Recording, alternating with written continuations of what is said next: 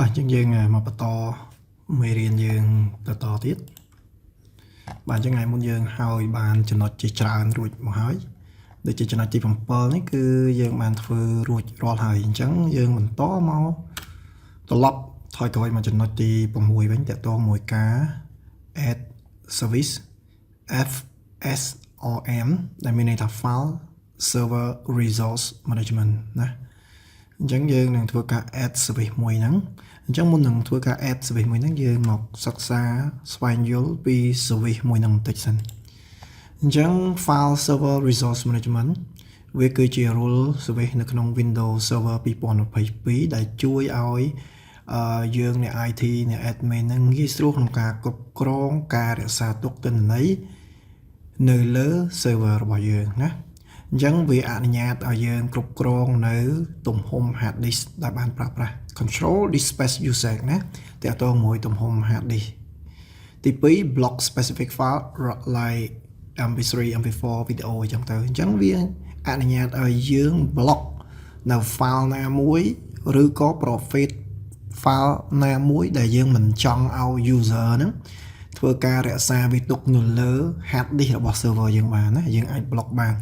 ឧទាហរណ៍ដូចយើងមិនចង់ឲ្យ user ហ្នឹងរក្សាទុកនៅ file video ក្នុង server អញ្ចឹងទេវាធ្វើឲ្យខាតបង់នៅទំហំ hard disk អញ្ចឹងទៅណា generate storage report បាទហើយវាក៏អាចធ្វើការ generate នៅ report ឲ្យយើងក្នុងការងាយស្រួលក្នុងការអានផងដែរ classify file automatically បាទវាធ្វើការបែងចែកនៅប្រភេទ file ដោយ automatic ណាជាងសំណួរសួរថា what is FSRM ណាវាគឺជា file resource management វាគឺជា tool ដែលត្រូវបានគេប្រើដើម្បីគ្រប់គ្រង file ហើយនិង storage របស់ server ណាហើយ why company use FSRM ហេតុអ្វីបានយើងត្រូវប្រើវាអញ្ចឹងអាហ្នឹងដែលវិញហ្នឹងគឺ prevent user from filling the space បានន័យថាការពារពីការដែល user ហ្នឹងធ្វើឲ្យ hard disk ឆាប់ពេញ block unwanted file បានន័យថាយើង block នៅ file ទាំងឡាយណាដែលយើងអត់ត្រូវការ monitor large file បាទយើងងាយស្រួលក្នុងការ monitor ទៅលើ large file បានន័យ file ប្រភេទធំៗដែល user គេ copy ចូលហ្នឹង control share folder storage យើងគ្រប់គ្រងទៅលើការ share folder generate report បាទគឺមានការវាអាចនឹងបង្កើត report ឲ្យយើងផងដែរងាយស្រួលក្នុងការគ្រប់គ្រងណាអញ្ចឹង feature របស់ FSRM មាន5ធំបាទតួនាទីរបស់វាឬក៏អ្វីដែលវាអាចធ្វើបានហ្នឹងគឺមាន5ធំទី1 Kocta management what is Kocta Kocta limit how much storage user or folder can use បានន័យថាKocta ហ្នឹងគឺជាការ limit ការកំណត់នៅទំហំ storage សម្រាប់អ្នកប្រើប្រាស់ឬក៏សម្រាប់ folder ដែលយើង share ឲ្យបាទជាក់ស្ដែងយើងអាចកំណត់ឧទាហរណ៍ទៅ user A យើងកំណត់ឲ្យវាមានទំហំ hard disk ក្នុងការរក្សាទុកទិន្នន័យតែ 1G អញ្ចឹងតែណា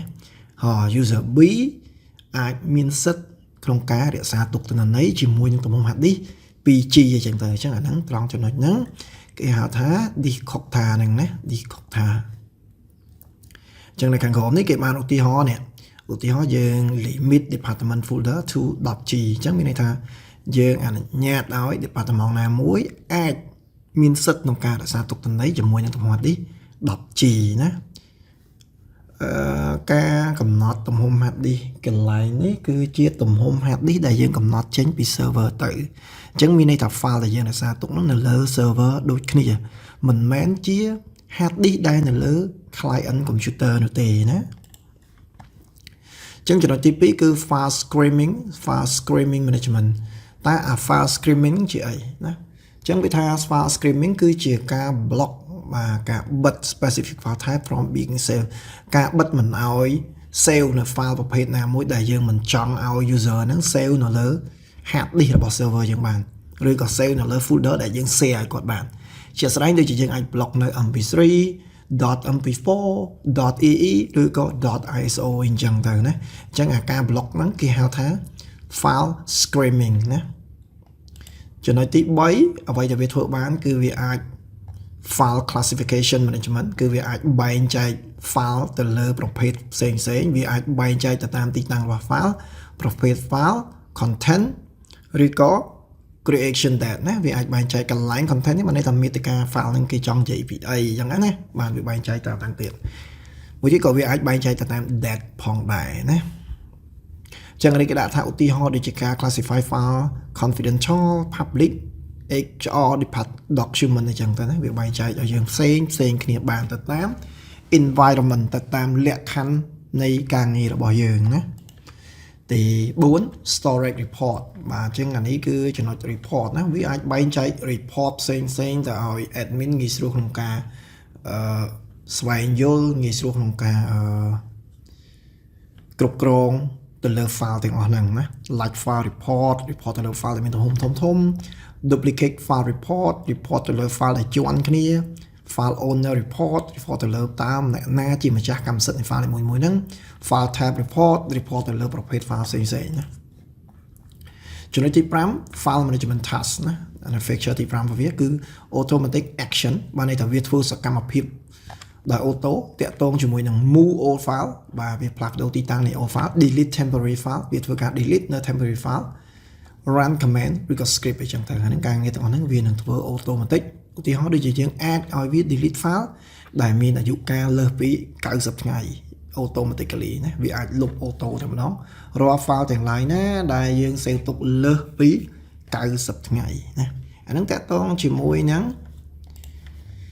file server resource management គឺវាផ្ដល់ឲ្យយើងនៅការងារមួយចំនួនបែបហ្នឹងទើបយើងត្រូវការ add service មួយហ្នឹងនៅក្នុង Windows Server របស់យើងអញ្ចឹងយើងត្រឡប់មកកាន់ Windows Server របស់យើងវិញនេះគឺជា Windows Server 2022របស់យើងអញ្ចឹងមុនពេលដែលយើងមិនទាន់បាន add យើងក៏លេខទៅឃើញថា rule and server group នេះគឺมันមាន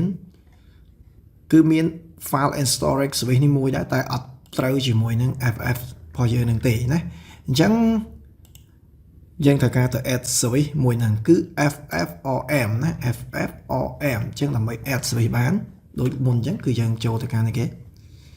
dashboard នេះហើយយកពាក្យថា add rule and feature បាទបន្តមកទៀតកន្លែងនេះចុច next កន្លែងនេះចុច next បាទកន្លែងនេះគឺជាកន្លែងសំខាន់ដែលយើងស្វែងរកអញ្ចឹងយើងរកមើលនេះឃើញនេះ file and storage service នេះយើងចុចពលាវាមួយយើងនឹងឃើញពលាមួយទៀតបាទអញ្ចឹងយើងរកមើលពាក្យថា file resource management គឺមួយនេះណាបាទគឺមួយនេះ file resource management នេះណាបាទយើង tick លើវាមួយមករួចយើងចុចពាក្យថា add feature នេះរួចយើង click next កន្លែងនេះបើយើងចង់ restart ក៏ restart ដែរបាទអញ្ចឹងយើង restart តែម្ដងទៅយក install អញ្ចឹងវានឹងធ្វើការ add នៅ service មួយហ្នឹងឯណាអញ្ចឹងយើងឲ្យវា add ទៅហើយយើងរងចាំរហូតតតែ service នឹង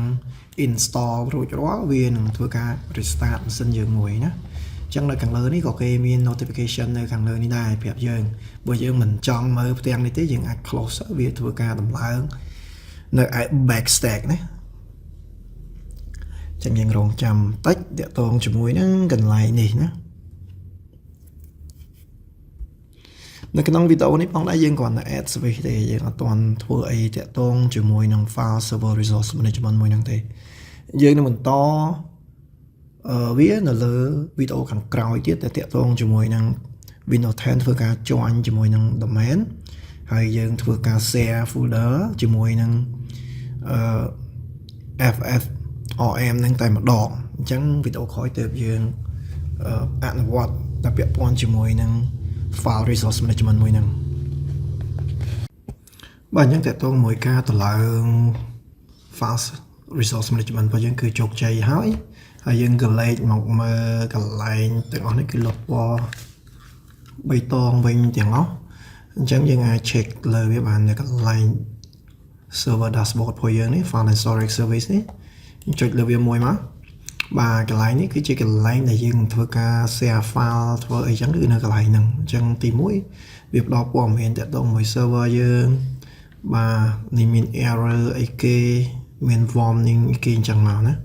នៅក្នុងកន្លែង volume នេះសំដៅទៅលើ hard disk របស់យើង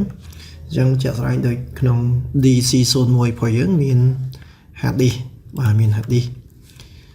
ដែលវាបែងចែកផ្នែកផ្សេងៗអញ្ចឹងជាក់ស្ដែងនៅក្នុងនេះគឺមានតែ drive C និង drive D ទេណា drive D ខ្ញុំនេះមានទំហំ 10G ជាមួយនឹង drive C 50G total គឺ 60G ណាហើយការ share គឺមិនទាន់មានទេបាទការ share នេះអត់មានទេនេះគឺ disk យើងគឺ 60G partition GPT នឹងគឺព័ត៌មានដដែលមិញហ្នឹងតាក់ទងមួយ storage pool នេះប្រសិនបើយើងមាន hard disk ច្រើនវានឹង load នៅក្នុងនេះចេញមកណាបាទតាក់ទងមួយ share ក៏យើងមិនទាន់មានការ share ដែរអញ្ចឹងការ add នៃ service FS RM នេះគឺមានតែប៉ុណ្្នឹងទេបាទអញ្ចឹងវីដេអូក្រោយយើងធ្វើការ